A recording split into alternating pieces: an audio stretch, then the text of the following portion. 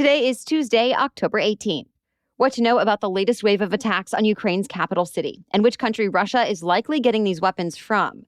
Also, what two new congressional reports found about the Trump White House and why some economists now say a recession is inevitable.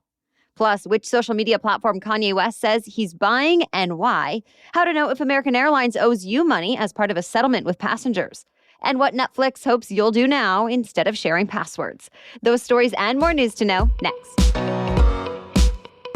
Welcome to The Newsworthy. All the day's news in around 10 minutes. Fast, fair, fun, and on the go. I'm Erica Mandy. Thanks so much for being here. You ready? Let's do this. Well, the U.S. is calling the latest wave of attacks on Ukraine's capital war crimes and says Russia will be held accountable. The new destruction comes less than a week after Russia launched a devastating barrage of missiles against various Ukrainian targets. This time, dozens of deadly suicide drones flew into the city of Kyiv, blowing holes in buildings, setting fires, and killing at least 4 people when one drone struck a residential building. The explosive drones are much cheaper to build and easier to use than missiles. Western leaders say Russia bought hundreds of these drones from Iran, even though Iran says that's not true. The Western leaders say these weapons sales would be a violation of the nuclear peace agreement Iran signed back in 2015. And that means Iran could be hit with even more costly sanctions. A new report found former President Donald Trump charged Secret Service agents staying at his hotels more than 5 times the recommended rate. The costs apparently reached as high as $1,185 per night per room at Trump-owned properties. And that's much higher than the government set per diem rate for hotel room stays, which are typically in the $200 range. This is all according to the House Committee on Oversight and Reform and the records they've obtained. Documents show that unusually expensive hotel stays began while Trump was in office in 2017 and continued even once he was out of office. The concern is that this was a conflict of interest, that Trump used the Secret Service, and therefore taxpayers, to give his businesses a boost. Agents were required to stay on the same property to protect the president and other leaders, and their per diem rates are typically set based on the season and location. One of Trump's sons, Eric, pushed back against the allegations. Speaking on behalf of the Trump Organization, he said their properties actually charge the Secret Service and other government agencies discounted rates. The House committee has requested more information from the Secret Service. An agency spokesperson said they'll respond directly to the committee. Well, a different House committee also released some findings from its 2-year investigation accusing the Trump administration of interfering with the CDC's response to the pandemic, saying the Trump White House prioritized politics over public health. The congressional panel obtained interviews, emails, and other documents showing Trump appointees took control of the CDC's communications and overruled scientists to try and paint a better picture about COVID-19 while Trump was in office. Former CDC Director Robert Redfield and other top officials, for example, said the Trump White House and its allies bullied staff and tried to rewrite their reports despite not having any background in infectious diseases. The House panel says it was done to make former President Trump's efforts against the virus look more successful. And the panel says this all harmed the nation's ability to respond effectively to the coronavirus crisis. It hurt public trust, and it put Americans at risk. Republicans say not so fast, and they say the panel's reports are partisan themselves. They say the panel has failed to investigate the Biden administration's missteps or the origin of the pandemic. In fact, GOP leaders are promising to conduct their own investigations next year if they win control of the House or Senate. And even while these lawmakers are looking back at what may have gone wrong before, health officials are now looking ahead at what could be coming next, warning that a new COVID-19 surge may be on its way in the U.S. this winter. They're pointing to cases spiking in Europe right now, which could be a sign of what's to come here. That's why the Biden administration has launched a new ad campaign to encourage more people to roll up their sleeves for the new booster. Health officials recommend everyone 5 and older get one of the new booster shots if they've already received the primary vaccine series and if it's been at least 2 months since their last dose. 100% certainty the U.S. will enter a recession. That's at least what the latest model from 2 Bloomberg economists shows. They use more than a dozen indicators, including inflation, interest rates, debt, and more. And they say in the next year, there's a 100% probability we'll be in a recession. The previous model showed it was only at 65%. So what's changed? For one thing, inflation is not getting much better, which means the Federal Reserve is likely to raise interest rates once again at its meeting next month. The idea is if you raise rates, it will drive down prices because there will be less money available for people to spend. But all of that comes at a cost. Still, not everyone agrees the U.S. is heading toward a recession. Earlier this month, a different Bloomberg survey found dozens of economists predicted that a recession is about 60% likely in the next year. The one bright spot that many point to is how strong the labor market continues to be. The U.S. just keeps adding jobs. So, stay tuned. All right, we have more news still ahead, but first, let's take a quick break for our sponsor. The world, just like your business, is changing fast. So when you need a new hire, you have to find them ASAP. For top talent fast, you need Indeed. Indeed is the hiring platform where you can attract, interview, and hire all in one place. Don't spend hours on multiple job sites looking for candidates with the right skills when you can do it all with Indeed. Find top talent fast with Indeed's suite of powerful hiring tools like Indeed Instant Match, assessments, and virtual interviews.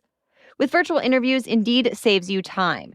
You can message, schedule, and interview top talent all in one place, and no extra download is required.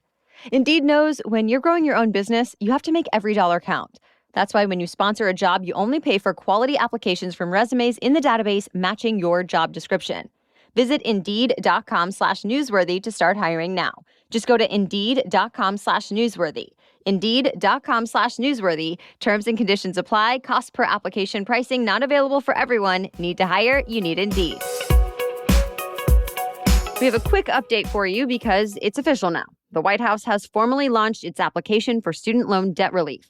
Over the weekend, the application was in beta mode, or a testing period, to work out any issues. Well, now President Biden says more than 8 million people signed up during that time, and it all went smoothly. The application is to get up to $20,000 in federal student loans forgiven.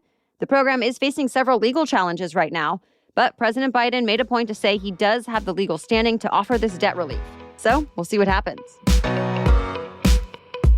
Rapper Kanye West, who now just goes by Ye, plans to buy the social media platform Parler. Parler says it's all about allowing free speech. It's known for being a place for conservative social media users looking for an alternative to Twitter and other mainstream apps. And remember, both Twitter and Instagram recently restricted Ye's accounts because of anti-Semitic posts. So Ye said in a statement, quote, "In a world where conservative opinions are considered to be controversial, we have to make sure we have the right to freely express ourselves." So Ye and Parler have announced a deal, although it does still need to be finalized.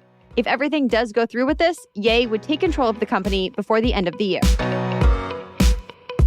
Is this the beginning of the end for one of the world's biggest bands? The K-pop boy band BTS announced that the group of 7 young South Korean men will be taking some time off to fulfill their military duties to their country. In South Korea, most men under 30 who are physically able must serve time in the military. Service lasts 18 to 21 months. The group's music label now says it expects the band to reconvene around the year 2025. 2 of the group's members will be 30 in the next 6 months, meaning they can no longer delay enlisting. The band's oldest member will be 30 in December and has also hinted about a solo career. Over the weekend, he said he'll be releasing a single soon. There has been talk in South Korea about whether there should be an exemption for these band members and other popular performers. Opinion surveys in recent weeks showed the public was split over this topic. But the BTS announcement ends any debate, at least for now. American Airlines has agreed to pay at least $7.5 million to settle a class action lawsuit that accused the airline of charging incorrect baggage fees. Several passengers said they were told they could check bags for free because they were either frequent flyers or had credit cards that eliminated the fees. But they say when they got to the airport, they still had to pay. So how do you know if you should file a claim? You may be owed if you've received an email that promised 1 or more checked bags would be free, or if you had a credit card connected with the airline that promised free bags as a benefit. And then, ultimately, you still had to pay for your bags. Also, the travel has to be between February 2017 and April 2020. American Airlines has said it'll offer full refunds to anyone who files a timely and valid claim. The company will pay at least $7.5 million, but there is no limit for how many people can claim, so they could pay even more. American has yet to comment on this settlement, but in the filing, it says it denies any wrongdoing. Netflix is trying to make it easier for people using someone else's account or password sharing to start their own paid subscription. The new feature is called Profile Transfer. It's a way to take an account with everything that's been saved on it, like your list of shows, personalized recommendations, and viewing history, and then move it all to a brand new account. Netflix says this is to help in those big life transitions, such as the end of a relationship or when you switch roommates. But it may also have something to do with the company's plans to crack down on password sharing as the streaming giant hit a wall in subscriber growth. The company estimates there are more than 100 million people who share passwords. About a third of those are in the US and Canada alone. Either way, users will get an email from Netflix when this feature is available on their account. Well, that's it for the main news today. So now it's time for Trivia Tuesday, when we ask a different trivia question every week. But first, this podcast is sponsored by KiwiCo. My family's holiday season looks a little different this year because we now have a child we need to entertain. It's actually going to be a lot of fun to see him get excited and be part of the traditions. And when it comes to gifts for him and other kids in our lives, KiwiCo helps make sure we are gifting so much more than just a small box of toys. We are gifting a season of discovery, experiences with loved ones, and a holiday excitement that will last even beyond the holidays, all without having to spend a fortune. If you're not familiar, your child can get super cool, hands-on science, art, and geography projects delivered right to your door every month. Kids will be so excited to see these arrive in the mail, and you'll know you're helping to cultivate your child's natural creativity and curiosity. Plus, you won't have to scour stores and websites looking for the perfect gift. KiwiCo does all the hard legwork for you. Give awesome this holiday with KiwiCo. Get your first month free on any crate line at kiwico.com/newsworthy. That's your first month free at KIWICO, kiwico.com/newsworthy. Okay, now back to Trivia Tuesday. And today's trivia question is in honor of the NBA season starting tonight. Today's trivia question is, who won the first NBA Finals MVP award? You can answer the question and play along with us on Instagram. Find and follow us at NewsworthyPod. Just look for the trivia quiz in our Instagram stories over the next 24 hours. As for last week's trivia question, how many keys are on a modern standard-sized piano? The answer is 88.